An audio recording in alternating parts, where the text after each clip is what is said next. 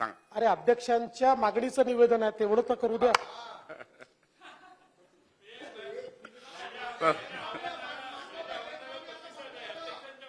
Madam Wardha जिल्ह्यामध्ये नवीन होणाऱ्या शासकीय वैद्यकीय महाविद्यालयासाठी वर्धा शहर, हिंगणघाट व तळेगाव तालुका आष्टी या 3 ठिकाणच्या विविध जागा संदर्भात सर्वसमावेशक चर्चा करण्यात आली. राष्ट्रीय आयुर्विज्ञान आयोगाच्या मानकानुसार 100 MBBS विद्यार्थी प्रवेश क्षमतेसाठी 420 खाटांचे 2 वर्षांपासून कार्यरत असलेले रुग्णालय संलग्नित असणे आवश्यक आहे. तथापि खुद्द वर्धा येथे 286 खाटांचे जिल्हा सामान्य रुग्णालय असून राष्ट्रीय आयुर्विज्ञान आयोगाची मानके पूर्ण होत नाहीत. तसेच वर्धा येथे एक अभिमत वैद्यकीय महाविद्यालय व एक शासन अनुदानित वैद्यकीय महाविद्यालय अस्तित्वात असल्याने त्याच ठिकाणी नवीन शासकीय वैद्यकीय महाविद्यालय सुरू करणे उचित होणार नाही. या व्यतिरिक्त हिंगणघाट अथवा तळेगाव तालुका आष्टी येथे महाविद्यालय सुरू करावयाचे झाल्यास तिथे पर्याप्त क्षमतेचे रुग्णालय नसल्याने प्रथम 430 खाटांचे रुग्णालयाचे बांधकाम करावे लागेल व त्यानंतर 2 वर्षांनी नवीन महाविद्यालय सुरू करण्यासाठी राष्ट्रीय आयुर्विज्ञान आयोगाकडे अर्ज करता येईल. सर्वसमावेशक चर्चेअंती आणि माननीय अध्यक्ष महोदय समीर कुणावार तिथले जे आमदार आहेत त्यांच्या मागणीला अनुसरून या ठिकाणी हिंगणघाट हे ठिकाण योग्य असून त्या ठिकाणी नवीन वैद्यकीय महाविद्यालय सुरू करण्यासाठी सुयोग्य जागा जिल्हाधिकारी वर्धा यांनी उपलब्ध करून द्यावी असा निर्णय घेण्यात आला आहे. तसेच वर्धा जिल्ह्यातील आर्वी आष्टी व आजूबाजूच्या तालुक्यामधील अपुऱ्या आरोग्य सुविधा पाहता असा निर्णय घेण्यात आला आहे की तळेगाव तालुका आष्टी येथे नव्याने मान्यता देण्यात आलेल्या 300 खाटांच्या सामान्य रुग्णालयाच्या उभारणीस गती देण्यात येईल व तेथे सुद्धा राष्ट्रीय आयुर्विज्ञान आयोगाच्या मानकाची पूर्तता झाल्यानंतर जागतिक बँकेच्या अधीनस्थ इंटरनॅशनल फायनान्स कॉर्पोरेशन सोबत महाराष्ट्र शासनाच्या झालेल्या सामंजस्य करारानुसार PPP तत्वावर वैद्यकीय महाविद्यालय उभारण्याबाबत शासन प्राधान्याने विचार करेल. अध्यक्ष महोदय नाही माननीय देवेंद्रजी फडणवीस साहेब आणि सरकारचं या ठिकाणी मी धन्यवाद देतो की आपण मी अभिनंदन करतो की त्यांनी तुमच्या मतदारसंघासाठी हे हॉस्पिटल दिलं. पण अध्यक्ष महोदय कधी दिलं तर मी ठासून तुमचा आग्रह धरला म्हणून दिलं. म्हणून त्यांनी येऊन या ठिकाणी घोषणा केली याबद्दल आभारी आहे. 210 दिवस तिथं उपोषण लोक करतायत आणि त्यामुळे खरंच मागणी होती आणि तुम्ही तिथले आमदार आहात त्यामुळे तुम्हाला मी मगाचपासून सांगत होतो जोरात बोला म्हणजे येऊन इथं आजच ऑर्डर झाली पाहिजे. आणि देवेंद्र फडणवीस हे मोकळ्या दिलाचे आहेत, खुले आहेत, त्यामुळे त्यांना जे योग्य वाटलं त्यांनी हे पूर्वीच करायला पाहिजे होतं. तुम्हाला इतका वेळ ताणायला नको पाहिजे होतं पण त्यांनी मंजुरी चांगल्या कामाला दिली याबद्दल त्यांचं अभिनंदन. चला रिप्लाय घेऊया. अध्यक्ष महोदय नियम 292 च्या अंतर्गत अंतिम आठवडा प्रस्तावावर सन्माननीय श्री नाना पटोलेजी, मी जरा सभागृहाची माफी मागतो, माझा आवाज बसलेला आहे, अमित साटमजी, सन्माननीय श्री अनिल देशमुख साहेब, श्री रवींद्र वायकरजी, श्रीमती प्रतिभाताई धानोरकर, सन्माननीय श्री सुनील राणेजी, श्री सुनील टिंगरेजी, श्री प्रकाश फातर्पेकरजी, श्री अबू आझमीजी, श्री अमीन पटेलजी, सन्माननीय मनीषाताई चौधरी, श्री रोहित पवारजी, श्री राम कदमजी, श्री रमेश कोरगावकरजी, श्री बळवंत वानखेडेजी, श्री जयकुमार गोरेजी, श्री सुनील भुसाराजी, श्री सचिन कल्याण शेट्टीजी, विक्रम सावंतजी, श्री कैलाश पाटीलजी, श्री रवींद्र धनगेकरजी, श्री रमेश बोरनारेजी, श्री वैभव नाईकजी, ॲडव्होकेट राहुल कुलजी, सन्माननीय विरोधी पक्षनेते विजय वडेट्टीवारजी, सन्माननीय जयंतराव पाटीलजी आणि सन्माननीय जितेंद्र आव्हाड साहेब या सर्व सन्माननीय सदस्यांनी या ठिकाणी आपलं म्हणणं मांडलं, आपलं मत या ठिकाणी व्यक्त केलं. खरं म्हणजे ज्यांनी प्रस्ताव मांडला ते आता नानाभाऊ आमची या ठिकाणी नाहीत, पण मला एका गोष्टीचं आश्चर्य वाटतं. विरोधी पक्षाने या संपूर्ण अधिवेशनामध्ये विदर्भाच्या चर्चेचा एकही प्रस्ताव दिला नाही. खरं म्हणजे माझी अपेक्षा होती की अंतिम आठवडा प्रस्तावात तरी विरोधी पक्ष, अळ्या जर तुम्ही नागपूरच्या अधिवेशनाचा इतिहास काढून बघितला तर किमान अंतिम आठवडाचा जो प्रस्ताव असतो हा विदर्भात तरी विदर्भाच्या चर्चेचा विरोधी पक्षातर्फे दिला जातो. आणि मला अपेक्षा होती की आमच्या विदर्भाचे सुपुत्र असलेले विजयभाऊ वडेट्टीवार हे विरोधी पक्ष नेते आहेत. ज्यांनी चर्चा मांडली ते नानाभाऊ आमचे पटोले विदर्भवादी आहेत. किमान तुम्ही असताना तरी विदर्भाचा प्रस्ताव या ठिकाणी येईल अशी अपेक्षा विजयभाऊ होती. मला त्याच्यापेक्षा आश्चर्य वाटतं आता आमचे शिवसेनेचे आहेत प्रभूसाहेब, तुम्ही तरी, कारण परवा म्हणजे जरी उद्धवजी सभागृहात बोलत नसले तरी बाहेर मीडियाला बोलले आणि त्यांनी सांगितलं की विदर्भाच्या प्रश्नावर चर्चा झाली पाहिजे. पण किती आश्चर्य आहे, तुम्ही देखील त्या संदर्भात चकार शब्द या ठिकाणी काढला नाही. म्हणजे उद्धवजी नाही ऐकत. अच्छा, मग उद्धवजींना सांगतो तुमचं ऐका म्हणून. पण मला या गोष्टीचं मी अतिशय खेद व्यक्त करतो की विदर्भामध्ये अधिवेशनाला आलेल्या विरोधी पक्षाला विदर्भाचा सपशेल विसर पडला, ही खरोखर अतिशय चिंताजनक अशा प्रकारची बाब आहे. आता खरं म्हणजे अंतिम आठवडा प्रस्ताव हा विरोधी पक्ष नेत्यांनी मांडायचा असतो, तो त्यांचा एक प्रकारे अधिकार आहे. पण अध्यक्षांनी त्यांच्या अधिकारावर अतिक्रमण केलं. आता अध्यक्षांचं आम्हाला ऐकावं लागतं. आमचे बावनकुळे साहेब आमचे अध्यक्ष ते सांगतात, मला ऐकावं लागतं. तसं माननीय नानाभाऊंनी खरं म्हणजे अंतिम आठवडा प्रस्ताव हा विरोधी पक्ष नेत्याची प्रॉपर्टी आहे, त्यामुळे त्यांना तो मांडू द्यायला पाहिजे होता. पण मला असं वाटतं की जसं पक्षामध्ये देखील तुमच्यावर अन्याय होतोय विजय भाऊ,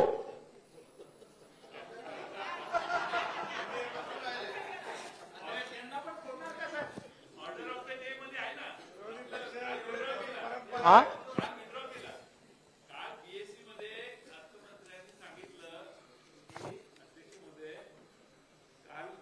पासून हा विदर्भाचा विषय सत्तारूढ पक्षाने मांडल्यामुळे आम्ही मांडला नाही.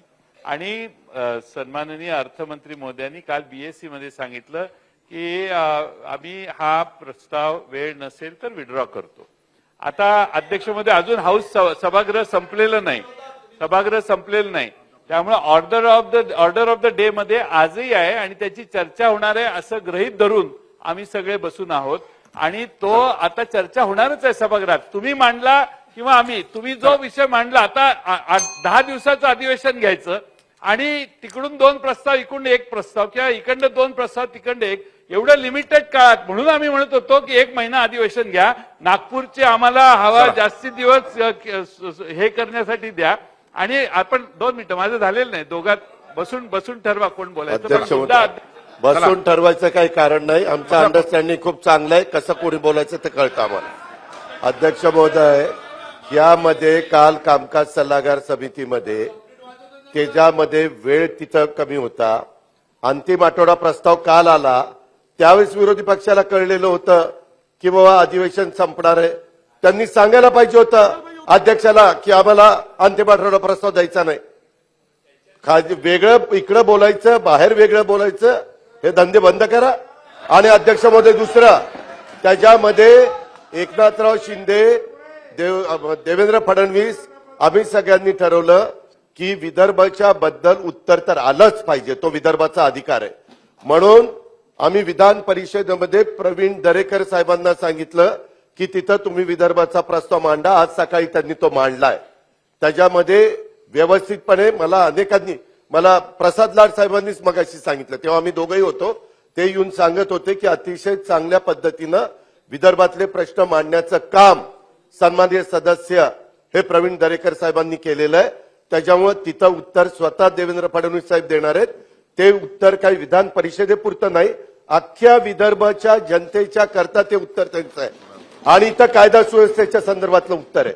चला आणि मी नाही नाही आणि अध्यक्ष महोदय नंतर जयंतराव नाही. मी या ठिकाणी आपल्या निदर्शनास आणून देतो अनेक वेळा. आता आपण जसा पहिला आपण प्रस्ताव दिला, आमचा प्रस्ताव हा शेतकऱ्यांबद्दल होता, तरी तुम्ही दिला ना शेतकऱ्यांचा प्रस्ताव. असंच असतं. त्यामुळे जयंतराव, म्हातारी मेल्याचं दुःख आहेच, पण म्हातारी मेल्याच्या दुःखापेक्षा काळ सुकावतं याचं दुःख जास्त आहे की विरोधी पक्षाला विदर्भाचा विसरच पडावा विदर्भात येऊन, याचं दुःख अधिक आहे. पण काही हरकत नाही, आम्ही विसरणार नाही विदर्भाला. बसून बोलू नका. आता उत्तर आहे का? आधी उत्तर आहे का? आता उत्तर आहे का? आता उत्तर आहे का ना? उत्तर आहे का? आम्ही आम्ही तर दिवस रात्र इथेच बसणार आहोत, आम्हाला काही चिंता नाहीये.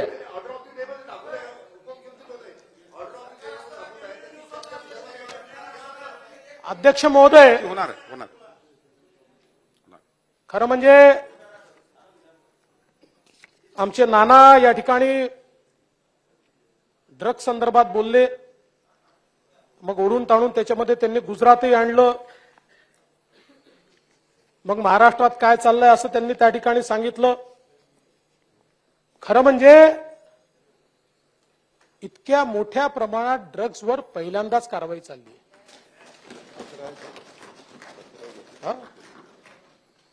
अध्यक्ष महोदय, 24,000हून अधिक आरोपींवर कारवाई करण्यात आली आहे. म्हणजे आपण जर फरक बघितला तर 2020 साली ड्रग्सच्या संदर्भात किती आरोपींवर कारवाई होती? 5,321. आणि मागील वर्षात किती लोकांवर त्या ठिकाणी झालेली आहे? 13,125. आणि आता जर आपण हे सरकार आल्यापासून बघितलं तर 24,000 लोकांवर ड्रग्सची कारवाई आम्ही या ठिकाणी केली आहे. याचं कारण काय आहे? तर एकूण जर आपण बघितलं तर ड्रग्सच्या संदर्भात मी या सभागृहामध्ये यापूर्वी देखील सांगितलं की केंद्र सरकारने झिरो टॉलरन्स पॉलिसी सुरू केली आणि ड्रग्सच्या संदर्भात कुठलंही एक राज्य हे कारवाई करेल यांनी होत नाही. वेगवेगळ्या राज्यांना एकत्रितपणे कारवाई करण्याची गरज आहे. याकरता केंद्र सरकारने त्या संदर्भातली कोऑर्डिनेशनची बैठक घेतली. आता राज्य एकमेकाला त्या ठिकाणी आपली इन्फॉर्मेशन जी आहे ती इन्फॉर्मेशन शेअर करताय आणि म्हणून मोठ्या प्रमाणात ड्रग्जवर कारवाई ही या ठिकाणी चाललेली आहे. खरं म्हणजे नानाभाऊ म्हणाले पोलीस पदे रिक्त आहेत. मी या सभागृहात यापूर्वी देखील सांगितलं, अभूतपूर्व भरती केली आपण, अभूतपूर्व 23,000ची भरती झाली आहे. हा रेकॉर्ड आहे. म्हणजे आज आपल्याकडे या ठिकाणी त्यांना प्रशिक्षण देण्याकरता प्रशिक्षणाची व्यवस्था दुप्पट करावी लागली. कारण नुसती भरती करून होत नाही. जे भरती करून येतात त्यांना प्रशिक्षणही द्यावं लागतं. त्यांच्या प्रशिक्षणाकरता आता व्यवस्था मोठ्या प्रमाणात आपण उभी केली आहे. आमचे रवींद्र वायकरजी या ठिकाणी म्हणाले 1976 पासून आपला आकृतीबंध आहे, आता लोकसंख्या वाढली आहे. रवींद्र वायकरजी म्हणाले ते खरं आहे आणि म्हणून पहिल्यांदा 1976 नंतर हे सरकार आहे ज्या सरकारने पोलिसांचा नवीन आकृतीबंध तयार केला. आता 1976च्या आकृतीबंधावर नाही, 2023च्या आकृतीबंधावर यापुढे काम होणार आहे. ज्या आकृतीबंधामध्ये 2 पोलीस स्टेशनमध्ये अंतर किती असलं पाहिजे, प्रत्येक पोलीस स्टेशनमध्ये कुठले युनिट असले पाहिजे, त्या युनिटमध्ये किती लोक असले पाहिजे, लोकसंख्येमागे पोलिसांचे नॉर्म्स काय असले पाहिजे. 76 नंतर पहिल्यांदा या सरकारमध्ये आपण सगळ्या नव्याने, कारण आपली आव्हानही 76 नंतर बदलली आहेत. आज डिजिटायझेशनमुळे स्ट्रीट क्राईमपेक्षा सायबर क्राईम एक मोठं आव्हान झालंय. 76 साली फायनान्शियल क्राईम्स हा विषय नव्हता. आता ईओडब्ल्यू हा एक आपला अतिशय प्रमुख विभाग झालेला आहे. आणि म्हणून ही बदलती परिस्थिती लक्षात घेता आता आपण या ठिकाणी नव्याने नवीन आकृतीबंध हा या ठिकाणी तयार केलेला आहे. आणि खरं म्हणजे आता अनेक गोष्टी या ठिकाणी सांगता येतील, पण एकूणच एनसीआरबीचा अहवाल आता खरं म्हणजे जयंतराव देखील गृहमंत्री राहिलेत आणि अनिल बाबू देखील गृहमंत्री होते. किमान तुम्हाला तरी एनसीआरबीचा अहवाल कसा वाचला पाहिजे माहिती अशी अपेक्षा होती माझी, की तुम्हाला तरी माहिती असेल की एनसीआरबीचा अहवाल कसा वाचला पाहिजे. पण दुर्दैवाने मला असं वाटतं की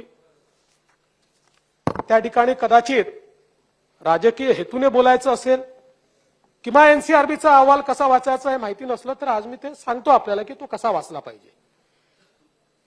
या ठिकाणी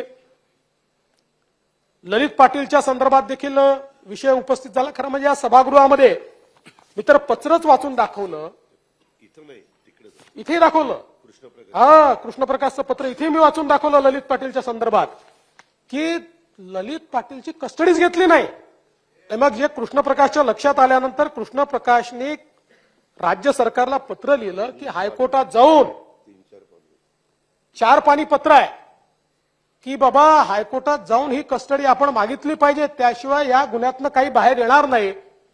साहेब, राज्य सरकारने त्याच्यावर उत्तरच दिलं नाही, परवानगीच दिली नाही. आणि तरी देखील ललित पाटीलचे विषय या ठिकाणी उपस्थित होत आहेत. त्यामुळे मुळातच जे काही विषय या ठिकाणी येत आहेत, आता खरं म्हणजे अध्यक्ष महोदय, आपण जर बघितलं तर गेले 2-3 अधिवेशनं हरवलेल्या मुली किंवा हरवलेल्या स्त्रिया किंवा या ठिकाणी अपहरण झालेल्या स्त्रिया याचा विषय सातत्याने या ठिकाणी येतोय. आणि गेले 2 अधिवेशनं तर मी असं पाहतोय की अशा प्रकारे तो मांडला तो जणू काही हे सरकार आल्यानंतर आता नुसतं अपहरणच चालू आहे किंवा या सरकारमध्येच चालू आहे. ही वस्तुस्थिती नाही आहे. अध्यक्ष महोदय, आपण जर बघितलं तर या ठिकाणी हे खरं आहे. काय झालंय की सुप्रीम कोर्टाच्या आदेशामुळे कुठलीही मुलगी घरातनं निघून गेली तरी आपल्याला अपहरण या सदराखाली त्या ठिकाणी नोंद घ्यावी लागते. त्यामुळे ती नोंद आपण घेतो, पण परत येण्याचं प्रमाणही तेवढंच आहे. मोठ्या प्रमाणात त्या परत देखील येतात. आज आपण बघितलं तर महाराष्ट्रामध्ये सरासरी दरवर्षी 4000 मुली आणि 64,000 महिला बेपत्ता होतात. पण आपण म्हणजे अगदी आपण बघितलं तर महाविकास आघाडीचं सरकार होतं, कोविडच्या काळातही 2020 मध्ये 4517 मुली आणि 63,252 महिला बेपत्ता झाल्या होत्या. 2021 मध्ये जवळपास 4000 मुली आणि 60,435 महिला बेपत्ता झाल्या होत्या. पण बेपत्ता झालेल्या मुलींच्या डिटेक्शनचं प्रमाण हे 90% आहे आणि महिलांच्या बाबतीत ते 86% आहे. आणि हे चालू असतं. कारण काय की आज एखादी केस झाल्यानंतर आपण हे इयर ऑन इयर आकडे देतो, 1.5 वर्षांनी 2 वर्षांनी ते निष्पन्न होतं, त्यावेळेस ते आपण अपडेट करतो. त्यामुळे या ठिकाणी अशी परिस्थिती नाही आहे. म्हणजे आपण जर बघितलं तर मी इतर राज्यांचे फार आकडे देणार नाही, पश्चिम बंगाल, बिहार, दिल्ली या सगळ्या राज्यांच्या तुलनेमध्ये आपल्या राज्याची स्थिती ही या बाबतीत बरी आहे असं मी निश्चितपणे म्हणेन. आता जणू काही महाराष्ट्र फार गुन्हेगारीत गेलाय असं एनसीआरबीच्या आकड्यांच्या आधारावर या ठिकाणी सांगितलं जातं. एनसीआरबीचा रिपोर्ट, आणि मला माध्यमांनाही विनंती करायची आहे, एनसीआरबीच्या रिपोर्टमध्ये 2 गोष्टी असतात. एक, एकूण घडलेल्या गुन्ह्यांची आकडेवारी आणि त्याची क्रमवारी, पण त्याच वेळी तिथे दुसरा देखील आकडा असतो, प्रति लाख लोकसंख्येमागे किती गुन्हे घडले. कारण गोव्याचं कंपॅरिझन महाराष्ट्राशी करता येत नाही. गोव्यामध्ये 15 लाखाची पॉप्युलेशन आहे, महाराष्ट्रामध्ये 12 कोटीची पॉप्युलेशन आहे. आणि म्हणून प्रति लाखामागे किती गुन्हे घडले. आता आपण जर बघितलं गुन्ह्यांच्याही संदर्भात, जर आपण 2020चा विचार केला तर 3,94,017 एवढे गुन्हे होते. 2022-23चा जर आपण विचार केला तर 3,74,038 गुन्हे आहेत. म्हणजे 20च्या तुलनेमध्ये 20,000 गुन्हे कमी झाले आहेत. 2020च्या तुलनेमध्ये 20 गुन्हे कमी झाले आहेत. आणि दिल्ली, केरळ, हरियाणा, तेलंगणा, मध्य प्रदेश हे पहिले 5 राज्य आहेत. महाराष्ट्र नाही आहे पहिल्या 5 मध्ये. पहिले 5 राज्य जे आहेत ऍब्सोल्यूट नंबर प्रमाणे जर आपण याचा विचार केला तर दिल्ली, केरळ, हरियाणा, तेलंगणा आणि मध्य प्रदेश आहे. खरं म्हणजे मी विरोधी पक्षात होतो किंवा आधी मुख्यमंत्री होतो, गृहमंत्री होतो, तेव्हापासून माझा स्टॅटिस्टिक्सला विरोध आहे.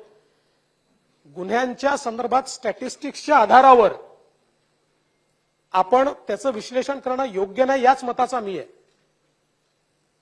याच्यामध्ये सेफ्टी काय वाटते लोकांना, safety perception of safety index हा जो आहे हा खरं याचं खरं मानक आहे.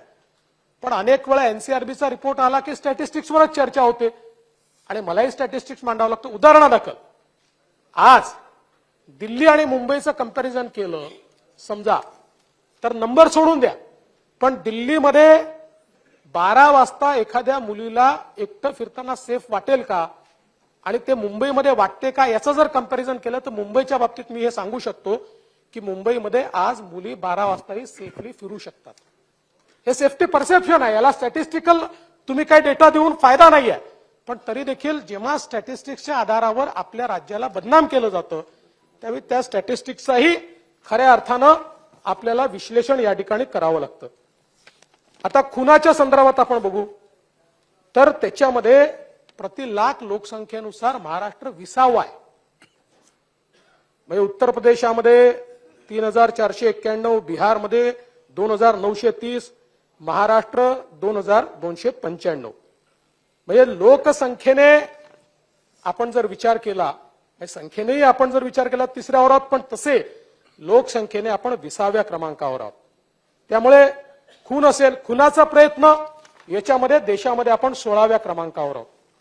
आता आपण महिलांवरचे हल्ले याच्यामध्ये आपल्यापेक्षा अर्धी लोकसंख्या असलेला राजस्थान हा आपल्या वर आहे, आपण त्याच्या खाली आहोत. आणि आपण जर लोकसंख्येच्या आधारावरचा क्राईम रेट बघितला तर त्याच्यामध्ये ओरिसा पहिले आहे 18.9, राजस्थान 16.2, केरळ 14.8, कर्नाटक 12.2, उत्तराखंड 11.1, आंध्र प्रदेश 11.5 आणि महाराष्ट्र आहे 8.6. त्यामुळे या सगळ्या राज्यांच्या तुलनेमध्ये आपण जर बघितलं तर याही संदर्भात महाराष्ट्र पाठीमागे आहे. बलात्काराचा जर आपण विषय घेतला, आता एक जरी बलात्कार झाला तरी तो आपल्याला भूषणावं नाहीच आहे, मी काही समर्थन करत नाहीये.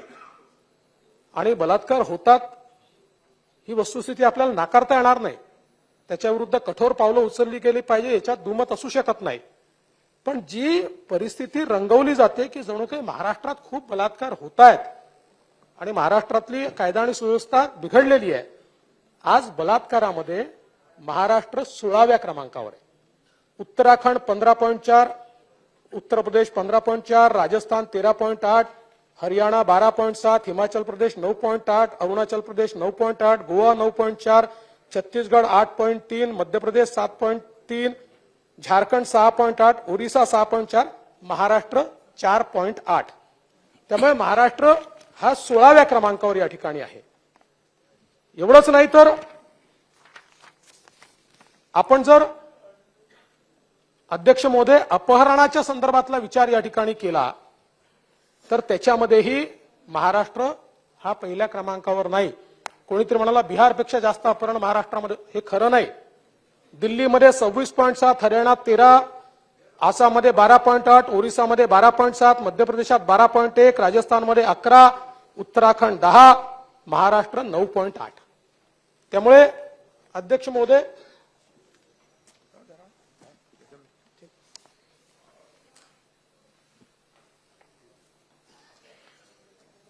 अध्यक्ष महोदय, हे देखील सत्य नाही. महिलांविरुद्धचे गुन्हे यामध्ये महाराष्ट्र 12व्या क्रमांकावर आहे, विनयभंगामध्ये 9व्या क्रमांकावर आहे, बालकाविरोधातले जे गुन्हे आहेत त्यात 9व्या क्रमांकावर आहे. आणि म्हणून अनेक वेळा माध्यमांमध्ये देखील आम्हाला वाचायला मिळतं की महाराष्ट्र महिलांकरता सर्वाधिक असुरक्षित आहे. ही वस्तुस्थिती नाही आहे. महाराष्ट्र हा अतिशय सुरक्षित अशा प्रकारचं राज्य आहे. आता जयंतरावांनी त्या ठिकाणी रायट्सच्या संदर्भातला विषय मांडला. जयंतराव, जो रायट्सचा फिगर आहे, या रायटमध्ये 2 प्रकार असतात. एक असते कम्युनल रायट आणि एक 4 5 माणसांपेक्षा जास्तीचा जमाव असेल आणि कुठलंही भांडण झालं तर त्यात रायटचा गुन्हा दाखल होतो. त्यामुळे हे काही कम्युनल रायट्स नाहीत. तुम्ही जे आकडे वाचले हे कम्युनल रायट्सचे आकडे नाही आहेत. आणि अध्यक्ष महोदय, खरं म्हणजे महिलांवरचे अत्याचार आणि प्रकरणं हाताळण्यासाठी आपण 27 विशेष न्यायालय तयार केली आहेत, 86 जलदगती न्यायालय आपण तयार केलेली आहेत आणि जवळपास 138 फास्ट ट्रॅक कोर्ट आपण आता त्या ठिकाणी काही स्थापन झाले आहेत आणि काही स्थापन करतो.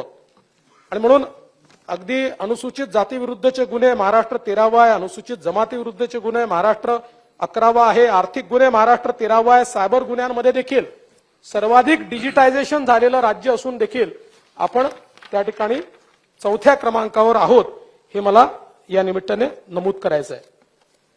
अध्यक्ष महोदय, आता परसेप्शन आणि रियालिटी काय आहे, तर बातमी येते की सायबर गुन्ह्यांमध्ये 48.3% वाढ. खरं म्हणजे मी सांगितलं की याच्यामध्ये जेवढं डिजिटायझेशन वाढत जाईल तेवढे सायबर गुन्हे जे आहेत पुढच्या काळामध्ये स्ट्रीट क्राईमच्या ऐवजी सायबर क्राईम हेच अत्यंत महत्वाचं असणार आहे. आणि म्हणून या संदर्भात आपण काय काय उपाययोजना केलेल्या आहेत हे मी यानंतर निश्चितपणे सांगेन. आता खरं म्हणजे बरंच स्टॅटिस्टिक्स मी सांगितलं आहे, त्यामुळे जसं आता दंगलीच्या संदर्भात या ठिकाणी मी सांगू इच्छितो की माननीय जयंतराव, 2020 साली दंगलीच्या किती गुन्हे आपल्याकडे दाखल झाले आहेत? 9157. आणि आता किती झाले आहेत? 8218. म्हणजे 5.6% घट आहे. दंगलीच्या गुन्ह्यांमध्ये 5.6% घट आहे. पण मी पुन्हा सांगतो की हे दंगलीचे गुन्हे म्हणजे सगळे जातीय दंगलीचे गुन्हे नाहीत. हे रायट्सचा अर्थ जमावाने केलेला एखादा त्या ठिकाणी गुन्हा असेल तर त्याच्यावर आपण रायट हा गुन्हा दाखल करतो. आता काही लोकांचं नागपूरवर विशेष प्रेम आहे. जेव्हापासनं मी मुख्यमंत्री झालो तेव्हापासनं लोकांचं नागपूरवर प्रेम फार उफाळून येतं आणि या शहराला बदनाम करण्याकरता मोठ्या प्रमाणात वेगवेगळी वक्तव्य केली जातात. पहिल्यांदा तर हे समजून घेतलं पाहिजे, एनसीआरबी रिपोर्टमध्ये 2011ची लोकसंख्या ही गृहीत मानली जाते. पण त्यानंतर नागपूरमध्ये नागपूर ग्रामीणचे 3 पोलीस स्टेशन घेण्यात आले. या 3 पोलीस स्टेशनची लोकसंख्या 4 लाख आहे. एनसीआरबीला आपण त्या ठिकाणी कळवलं की आता तुम्ही आमची 2011ची लोकसंख्या ग्राह्य धरताना ही 4 लाखाची 2011ची लोकसंख्या तुम्ही ग्राह्य धरा. एनसीआरबीने सांगितलं की जोपर्यंत नवीन सेन्सस होत नाही तोपर्यंत आम्ही जुनीच लोकसंख्या ग्राह्य धरू. आणि म्हणून या ठिकाणी त्या 3 पोलीस स्टेशनची 4 लाखाची लोकसंख्या ग्राह्य न धरता फक्त तिथल्या गुन्ह्यांची संख्या ही ग्राह्य धरली जाते. पण तरी देखील आपण जर बघितलं तर 2021 मध्ये नागपूरमध्ये एकूण गुन्हे होते 22,302. ते आता झाले 19,167. म्हणजे 3,155 गुन्हे कमी झाले आहेत. आणि 2021 मध्ये नागपूर देशामध्ये 2ऱ्या क्रमांकावर होता. तो दुसरा नव्हताच, तो या लोकसंख्येच्या घोळामध्ये होता, त्यामुळे 2ऱ्या क्रमांकावर होता. आता नागपूर 8व्या क्रमांकावर आहे. जेव्हा तुम्ही दुसऱ्या क्रमांकावर दाखवलं तेव्हाही जर आपण खरी लोकसंख्या विचारात घेतली तर तो 12व्या 14व्या क्रमांकावर आहे. आणि आता तर देशामध्ये एनसीआरबी रिपोर्टमध्ये 8व्या क्रमांकावर जर आपण म्हटला तर तो 22व्या 23व्या क्रमांकावर आहे. त्यामुळे विनाकारण नागपूरला क्राईम सिटी, नागपूरचा क्राईम वाढलाय, अशा प्रकारे नागपूरला बदनाम करून नागपूरमध्ये येणाऱ्या इन्व्हेस्टमेंटला या ठिकाणी खोडा घालण्याचा प्रयत्न बंद केला पाहिजे, अशी माझी अतिशय स्पष्टपणे या ठिकाणी विनंती आहे. आपण जर याच रिपोर्टचा विचार केला तर इतर ठिकाणची तुलना केली तर समजा चोरी आहे 13वा क्रमांक आहे, क्राईम रेटनुसार 6वा क्रमांक आहे, खुनाच्या संदर्भात 2021 मध्ये 95 खून होते, आता 65 झाले आहेत, म्हणजे 33% घट आहे. महिलांवरच्या गुन्ह्यांमध्ये देखील त्या ठिकाणी घट आहे. बलात्कारांच्या घटनेमध्ये नागपूर आता एनसीआरबीच्या 4थ्यावरनं 6व्या क्रमांकावर गेलेला आहे. हुंडाबळीमध्ये केवळ 2च घटना झालेल्या आहेत, त्याच्यामुळे देशातल्या कमी घटनातल्या पहिल्या 3 शहरांमध्ये नागपूर शहर त्या ठिकाणी आलेलं आहे. बाल आरोपींकडनं जे गुन्हे आहेत 2021 मध्ये ते 351 होते, आता 210 झालेले आहेत. त्याच्यामुळे त्याच्यामध्ये देखील मोठ्या प्रमाणात घट आहे. आणि आपण जर विचार केला तर या सगळ्या गोष्टींचा विचार केल्यानंतर अतिशय स्पष्टपणे दिसत आहे की जाणीवपूर्वक नागपूरला बदनाम करण्याचा प्रयत्न या ठिकाणी होतोय. मी पुन्हा एकदा आपल्याला आणि आपल्यामार्फत माध्यमांनाही विनंती करतो की वस्तुस्थिती समजून घ्यावी आणि नागपूरला बदनाम करणं हे या ठिकाणी निश्चितपणे थांबावं. आज आपण जर बघितलं तर नागपूर शहर पोलिसांनी या ठिकाणी विशेषतः ड्रग फ्री नागपूर अशा प्रकारची मोहीम चालवली आणि एनडीपीएस कायद्याच्या अंतर्गत 426 गुन्हे दाखल केले, 543 आरोपींना अटक केली आहे. 4,70,00,000 रुपयाचा अंमली पदार्थ या ठिकाणी जप्त झाले आहेत. नागपूर गुन्हे शाखेने नार्को इंटेलिजन्स युनिट तयार केला आहे आणि 5ही परिमंडळात प्रत्येकी 4 नॉर्कॉप मोबाईल वाहन आणि डेडिकेटेड पेट्रोलिंगची कारवाई सुरू झालेली आहे.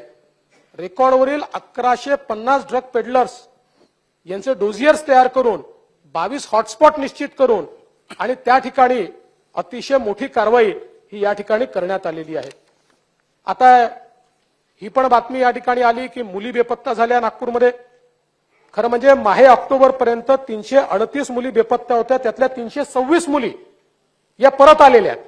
12 मुलींचा शोध हा चाललेला आहे, त्याही मिळतील कारण आता नुकतंच हे झालेलं आहे. त्यामुळे अशी कुठेही परिस्थिती नाहीये. या संदर्भात बऱ्याच उपाययोजना केलेल्या आहेत.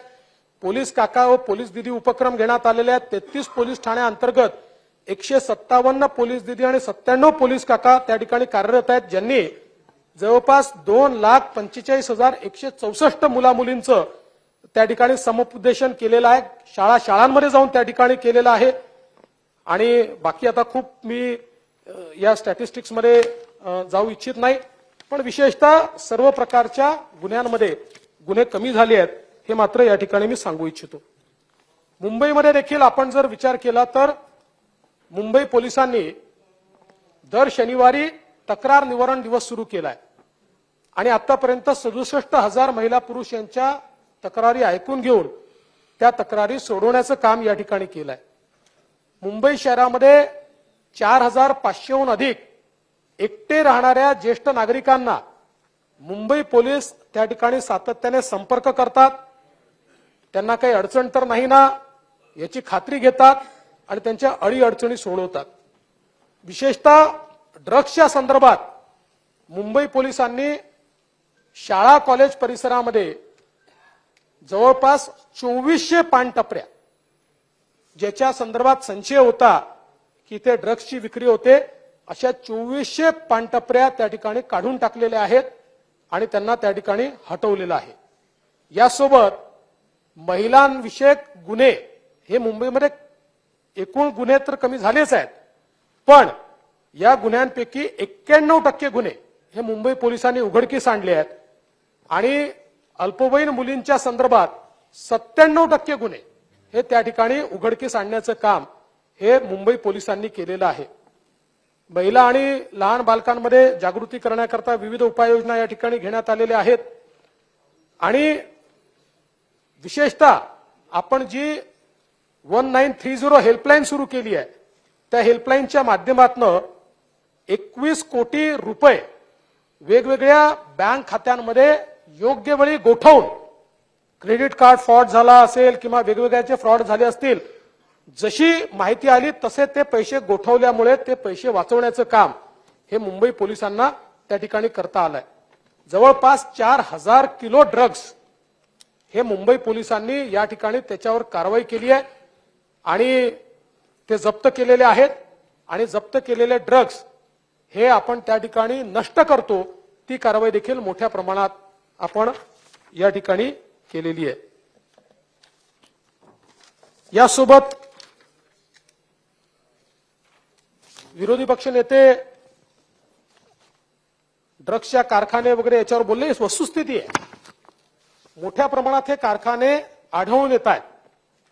पण पुन्हा मी जर राजकीय बोलायचं ठरवलं विरोधी पक्ष नेते ललित पाटीलचा कारखाना कधी सुरू झाला माहिती आहे? 2020 साली. 2020 साली त्याचा कारखाना सुरू झालाय. त्यामुळे आता ललित पाटीलवर मी इतकं या ठिकाणी सगळं बोललो आहे त्यामुळे फार त्याच्यावर काही मी बोलत नाही. पण वेगवेगळ्या प्रकारे कोणी कोणी मदत केली कशी केली या सगळी माहिती या ठिकाणी आहे. आता तो कुठे होता काय होता या सगळ्या गोष्टी आपल्याला कल्पनाच आहे. पण मला सांगायचं की अंमली पदार्थांना वर आळा घालण्याकरता आपण नार्को कोऑर्डिनेशन सेंटर एनकॉर्डची स्थापना केली आहे. ही आता नॅशनल लेव्हलवर केली आहे आणि स्टेट लेव्हलवर मुख्य सचिवांच्या अध्यक्षतेत आणि जिल्ह्यामध्ये जिल्हाधिकाऱ्यांच्या अध्यक्षतेखाली काय कारवाई पोलिसांनी केली याचा नियमित आढावा घेण्याकरता एक फॉर्मल स्ट्रक्चर आता तयार झालेलं आहे आणि त्या स्ट्रक्चरचं काम हे आहे त्यांनी आढावाही घ्यायचा आहे आणि कोणते कोणते विभाग याच्यामध्ये मदत करतात करत नाही याची माहिती देखील ही त्यांनी त्या ठिकाणी घ्यायची आहे. आणि म्हणून आपण जर बघितलं तर या ठिकाणी गेल्या एका वर्षामध्ये त्याच्या आदल्या वर्षीच्या तुलनेमध्ये आपण केलेली जी कारवाई आहे 1167ने जास्त कारवाई आहे. एवढ्या मोठ्या प्रमाणात आपण कारवाई सुरू केलेली आहे आणि जप्ती जी आहे जवळपास 961 अधिकच्या केसेस आपल्या झालेल्या आहेत जप्तीच्या आणि पोलिसांना अतिशय स्पष्टपणे या ठिकाणी आपण आदेश दिलेले आहेत की जो पोलीस अधिकारी असो कर्मचारी असो थेट अंमली पदार्थांच्या व्यवहारात आढळेल मदत केल्याचं आढळेल थेट त्याला या ठिकाणी माफी नाही त्याला सस्पेंड केलं जाणार नाही त्याला 311 खाली डिसमिस केलं जाईल आणि ललित पाटीलच्या केसमध्ये आपण तसा डिसमिस केला आहे. ऑलरेडी 4 लोकांना आपण डिसमिस केलेला आहे. अध्यक्ष महोदय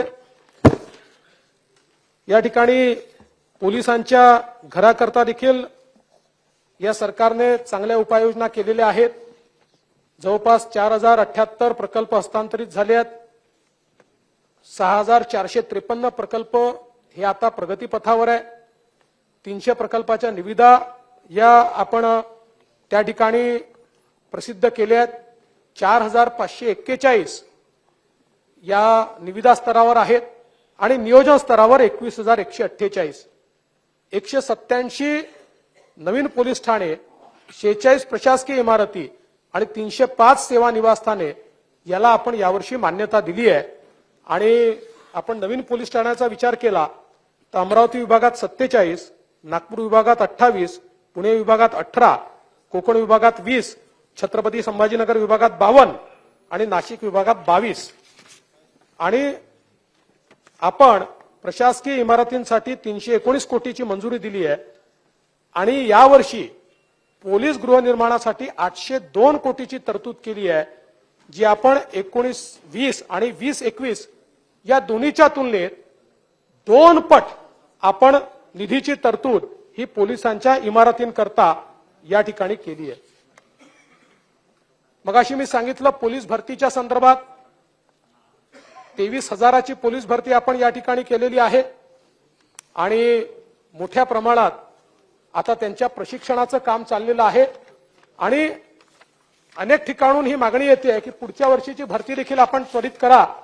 खरं म्हणजे आता पोलीस विभागाचं म्हणणं आहे की आम्हाला आहे त्यांच्या प्रशिक्षणाला थोडा कालावधी द्या, मग ही भरती सुरू करू. तथापि माझी अजूनही पोलीस विभागाशी चर्चा चालली आहे आणि त्या संदर्भात उचित निर्णय आपण घेऊ. सीसीटीव्हीच्या संदर्भात देखील टप्पा 2 मुंबईचा आता आपण कार्यान्वित करतो.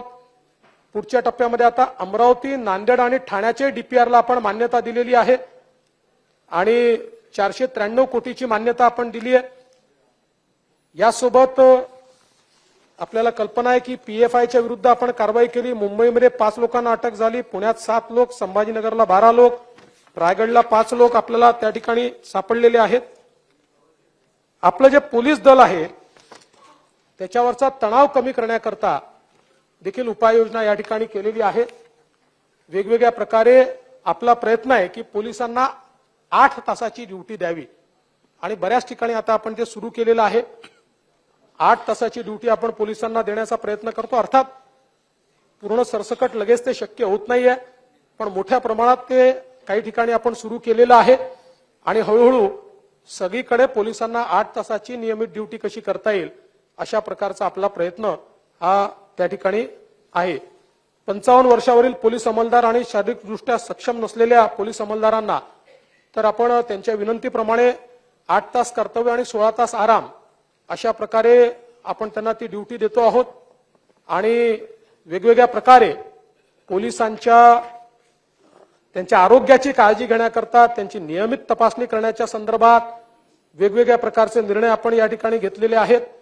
महाराष्ट्र पोलीस कुटुंब कल्याण योजनेच्या अंतर्गत 27 आकस्मिक आणि 5 गंभीर आजारांवर मोफत उपचार आपण त्या ठिकाणी करतो आणि पोलिसांसाठी विविध सांस्कृतिक कार्यक्रम, आता सगळ्यांची यादी मी या ठिकाणी वाचत नाही, ही आपण केलेली आहे, हे देखील मी आपल्या लक्षात आणून देतो. साधारणपणे मागच्या काळामध्ये आपण मराठा आंदोलनातील खटले मागे घेण्याच्या संदर्भातली एक घोषणा केली होती आणि त्यातले किती खटले परत घेतले हा देखील एक मुद्दा सातत्याने समोर येत असतो. एकूण 548 केसेस दाखल झाल्या होत्या. पोलीस महासंचालकाच्या स्तरावर ए फायनल झालेल्या केसेस आहेत 175. शासनाकडे शिफारस झाली आणि शासनाने मागे घेतलेल्या केसेस आहेत 324. शासनाने अमान्य केलेल्या केसेस आहेत 2. न्यायालयातनं प्रत्यक्ष मागे घेण्यात आलेल्या आहेत 286. न्यायालयाच्या मध्ये प्रलंबित आहेत 23 आणि नुकसान भरपाई न दिल्यामुळे प्रलंबित आहेत 10. म्हणजे एकूण जवळपास 90% पेक्षा जास्त ही कारवाई पूर्ण झाली आहे. 47 खटले मात्र असे आहेत की जे कुठल्याच निकषात बसत नाहीत, त्यामुळे त्याच्यावर कुठलीही कारवाई ही राज्य सरकारने केलेली नाही. अन्यथा मला असं वाटतं की घेतले, ते पण घेतले, त्याची आकडेवारी, त्याची मागच्याच वेळेस आकडेवारी दिली आहे मी, तेही घेतले आहेत. करू आपण, चेक करू. काही मुद्दे या ठिकाणी आले की बीड जिल्ह्यामध्ये अनुसूचित जातीच्या स्त्रीच्या कुटुंबासमोर विनयभंग झाला. तर या संदर्भात निश्चितपणे ही जी काही घटना आहे, मी घटनेच्या डिटेलमध्ये जात नाही, परंतु या संदर्भात एसआयटी तयार करण्यात आलेली आहे आणि एसआयटी तयार करून त्याच्यावर कारवाई ही आपण करतो आहोत. अजून काही घटना या ठिकाणी आल्या. रामटेकची घटना आहे, त्या संदर्भात मी एवढंच सांगू इच्छितो की कुठल्याही प्रकारे ही जी काही घटना त्या ठिकाणी घडलेली आहे की रामटेकवरनं शोभायात्रा पाहून येत असताना त्या ठिकाणी एका दलित तरुणाचा मारहाणीमध्ये मृत्यू झालेला आहे. पण याला कम्युनल अँगल कुठलाही नाहीये. याची संपूर्ण चौकशी झाली आणि त्याच्यामध्ये त्यांच्या आई वडिलांनी देखील आपलं स्टेटमेंट नोंदवलेलं आहे आणि मुळामध्ये त्याच्यावर सगळी कारवाई देखील केली आहे. त्या कुटुंबाला मदत देखील या ठिकाणी आपण केलेली आहे.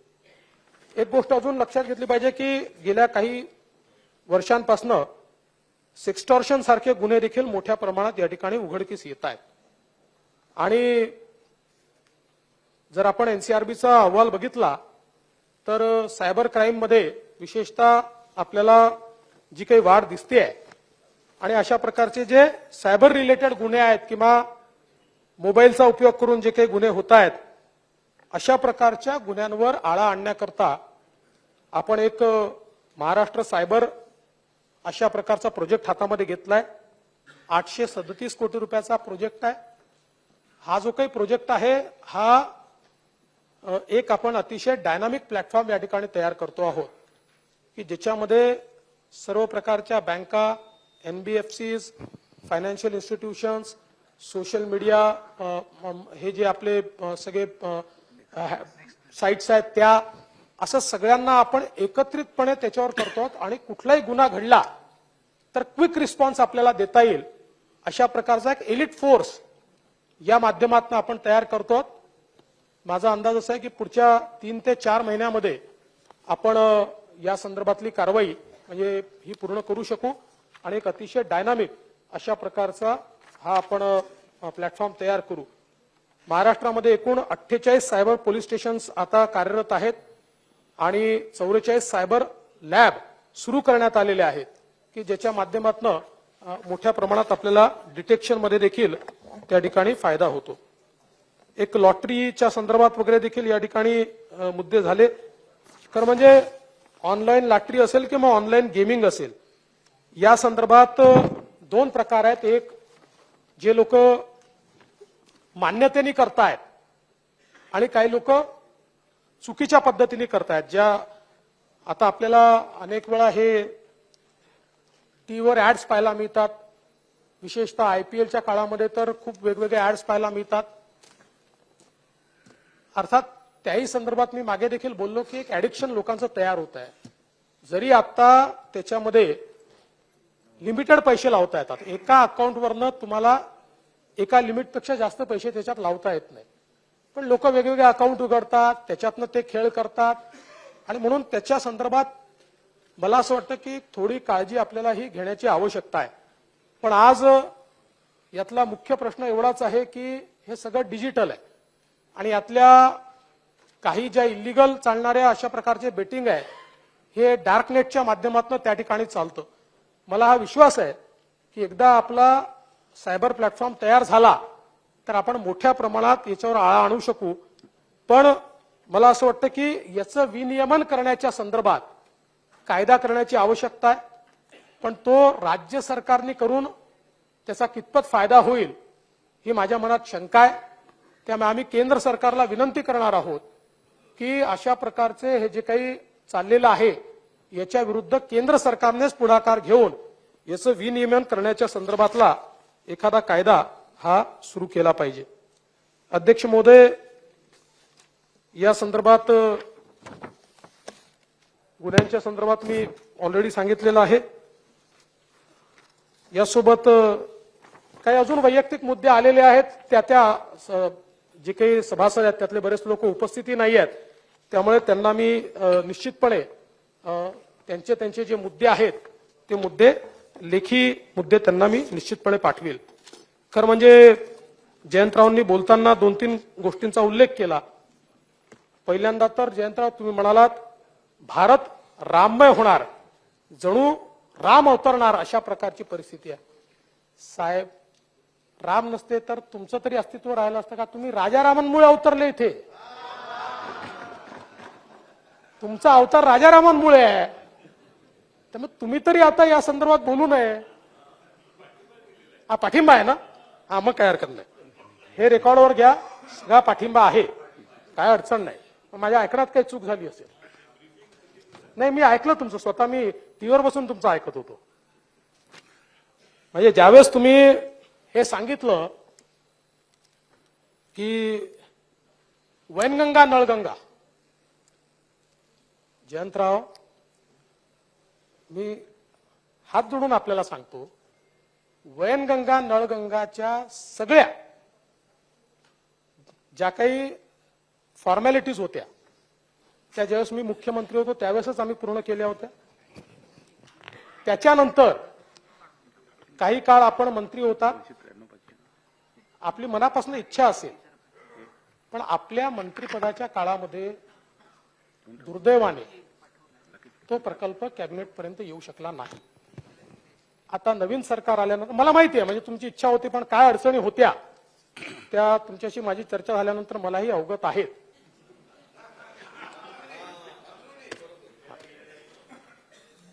आता ते शेवटी बघा, मी मुख्यमंत्री राहिलो आहे, आता शिंदे साहेब मुख्यमंत्री आहेत. मुख्यमंत्री हा मुख्यमंत्री असतो, मुख्यमंत्र्याचे अधिकार हे मुख्यमंत्र्यांना असतात. मंत्र्यांनी हे समजूनच घेतलं पाहिजे की मुख्यमंत्री हेच सर्वोच्च असतात. त्याच्यामुळे जयंतरावांच्या काही अडचणी होत्या, पण जयंतराव काळजी करू नका. नवीन सरकार आल्यानंतर कॅबिनेटची मान्यता घेतली, त्याच्यानंतर MWRRA पर्यंत आपण गेलो. MWRRAने आपल्याला डिपेंडेबिलिटीच्या संदर्भात निर्णय घ्यायला सांगितला, तोही आपण कॅबिनेटमध्ये आणलेला आहे. तो निर्णय घेऊन आपण दिल्याबरोबर त्याला MWRRA मान्यता देईल आणि त्यानंतर मग आपण त्याची टेंडर काढू. त्यामुळे दमण वैनगंगा नळगंगा जो प्रकल्प विदर्भातल्या शेतकऱ्यांचं जीवन बदलवू शकतो, हा प्रकल्प 2024 मध्येच सुरू झाला पाहिजे, अशा प्रकारचा आमचा प्रयत्न हा निश्चितपणे त्या ठिकाणी असणार आहे. पोलीस ऑफिसर बोललो मी.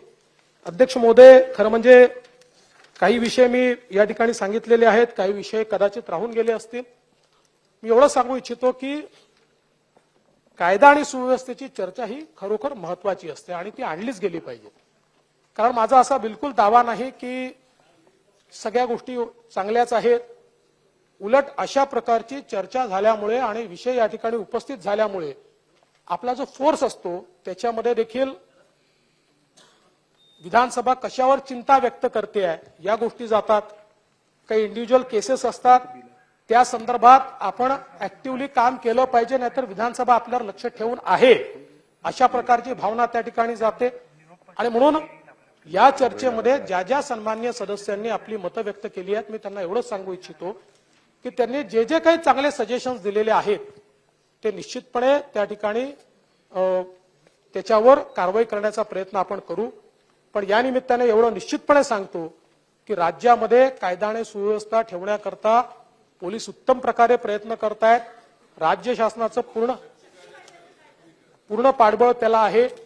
शक्ती कायद्याच्या संदर्भात मी मागच्याच काळात याच अधिवेशनामध्ये त्या संदर्भातली माहिती दिलेली आहे की शक्ती कायद्यामध्ये जवळपास केंद्र सरकारच्या अनेक कायद्याचा अधिक्षेप होतोय आणि तो अधिक्षेप होत असल्यामुळे आपल्या इथे जी ज्युडिशियल सिस्टीम आहे, क्रिमिनल जस्टिस सिस्टीम आहे, ती सुप्रीम कोर्टाच्या आदेशाने चालते. म्हणजे सुप्रीम कोर्टाचे जे निर्णय असतात त्याच्या आधारावर आपण ती चालवतो. त्यामुळे त्यांनी वेळोवेळी जो रेशिओ सेट केलाय त्या रेशिओवर जर आपण अधिक्षेप करत असलो तर त्यातनं अनेक अडचणी निर्माण होतात आणि म्हणून ते वेगवेगळ्या सेंट्रल गव्हर्नमेंटच्या डिपार्टमेंट्सकडे गेलेले आहेत. त्याच्यावर त्यांचंही काम चाललेलं आहे. दरम्यानच्या काळात केंद्र सरकारने 2 नवीन कायदे म्हणजे आयपीसीला रिप्लेस करणारा कायदा आणि सीआरपीसीला रिप्लेस करणारा कायदा आणला. त्यामुळे आता आपण जो दिलेला कायदा आहे त्या कायद्याचं या नवीन कायद्यांवर काय परिणाम होतो त्याचंही असेसमेंट घेणं चाललंय. अगदी आपल्या आधी ज्या आंध्रांनी कायदा केला तोही कायदा अजून मंजूर झालेला नाही, तोही केंद्राकडेच आहे. माननीय मुख्यमंत्री महोदय आणि मी 2 वेळा गेलो त्यावेळेस आम्ही त्या संदर्भातली चर्चा केलेली आहे. त्यांनी आम्हाला आश्वस्त केलंय की यातल्या ज्या त्रुटी आहेत त्या त्रुटी दूर करून आम्ही त्याला मान्यता देऊ.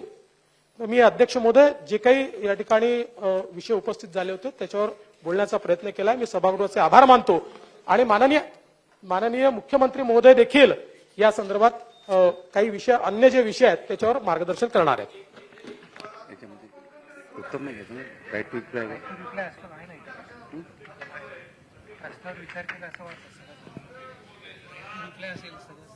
अध्यक्ष महोदय, एकच विषय राहिला तो म्हणजे साखर कारखान्याच्या बैलगाड्या जे तोडणी वाहतुकीचं कॉन्ट्रॅक्ट घेतात त्यानंतर अनेक ट्रॅक्टर मालकांची प्रचंड फसवणूक होते.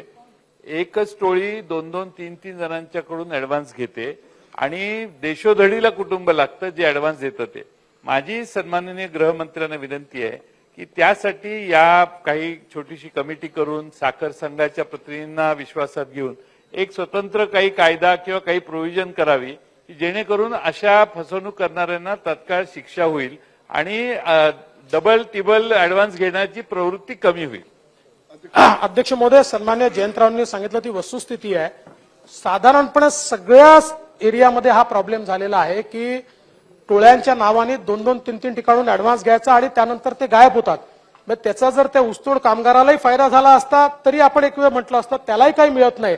हा जो टोळीचा जो काय म्हणतात त्याला मुकादम, हा मुकादमच ते पैसे घेऊन त्या ठिकाणून पसार होतो अशी परिस्थिती आहे. त्यामुळे जरूर या संदर्भात एक छोटी कमिटी करून काय उपाययोजना आपल्याला कराव्या लागतील त्या उपाययोजना केल्या जातील. चला, अनिल देशमुख.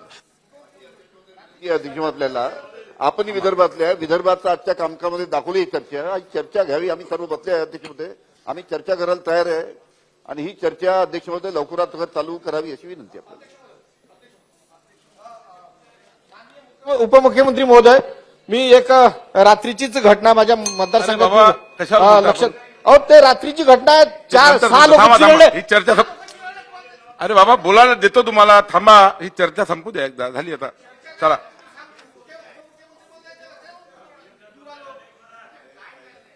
चला सभागृहाने या प्रस्तावावर बोला.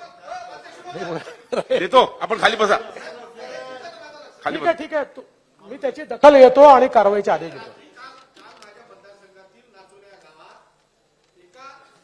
दारू विक्रेत्यानं त्या जे कुटुंब होतं, 6 लोकांचं कुटुंब होतं, त्या 6 लोकांच्या त्या लोकांवर 4 चाकी गाडी नेली आणि अक्षरशः चिरडलं. मागं नेलं, पुढे नेलं. त्याच्यात 3 जण जागीच ठार झाले अध्यक्ष महोदय, आणि 3 लोकांचा उपचार चालू आहेत, ही सिरियस आहेत.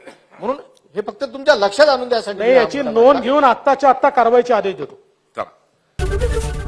एबीपी माझा, उघडा डोळे बघा नीट.